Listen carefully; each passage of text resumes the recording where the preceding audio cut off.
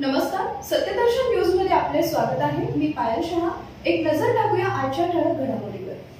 विनेश फोगाट आणि बजरंग पुनिया नोकरीचा राजीनामा देत काँग्रेसमध्ये प्रवेश।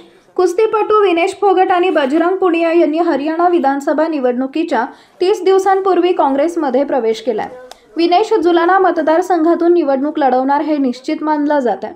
बजरंगही निवडणूक लढवणार असल्याची चर्चा आहे।